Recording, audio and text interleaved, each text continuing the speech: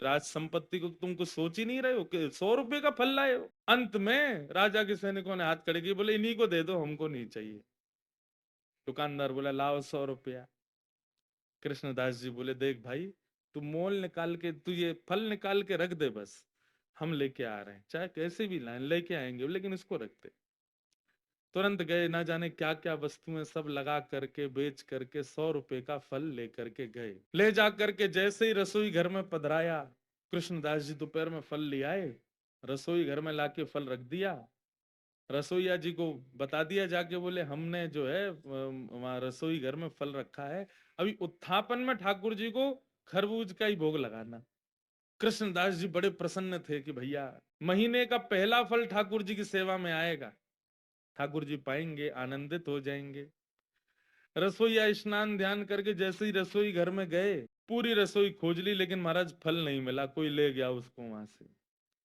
बाहर आके कृष्णदास जी से कहा, बोले कि कृष्णदास जी अंदर तो फल है ही नहीं। बोले अरे मैंने वहीं रखा है। बोले मैंने देख लिया, कहीं भी नहीं है, सब जगह खोज लिया महाराज, फल तो कहीं चला गया, उसको उठा, उसको कोई और ले गया। कृष्णदास जी बड़े व्याकुल हो गए। बोले एक तो मैं अपने लाला की नाक बचावे के काजे राजा के सिपाहियन से लड़ झगड़ के लायो, 2 रुपया के फल को 100 रुपया को लेके आयो, कितनी वस्तु बेच के आ गए हो। इस बात का दुख नहीं कि इतना महंगा लाया, इस बात का दुख नहीं कि इतना लड़के लाया, इस बात का दुख कि ठाकुर जी उसको पा ना पाए, कोई और ले गया। बड़े दुखित बैठे थे मंदिर के अंदर। उत्थापन का समय, अन्य फलों का भोग ठाकुर जी को लगा दिया, लेकिन कृष्णदास जी का मन बड़ा विचलित। पुजारी जी आए, बोले कोई बात नहीं, अब हमने अन्य फलों का भोग लगा दिया है, अब फिर कभी कृष्णदास जी, अब कृष्णदास जी किस किस को बताएं।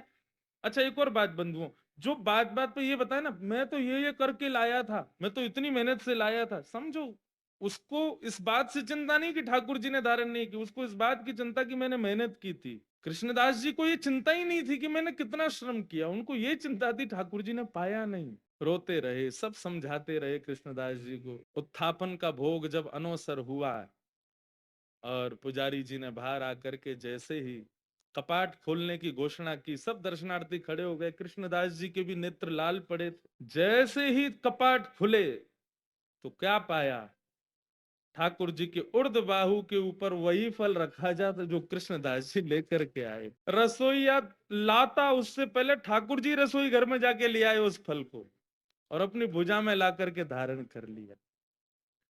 जैसे ये दृश्य कृष्णदास जी ने देखा, मूर्छित हो गए, भाव में प्रवेश कर गए और ठाकुर जी के बार बार बलैया लेने लगे, जय हो नाथ, साचो प्रियतम।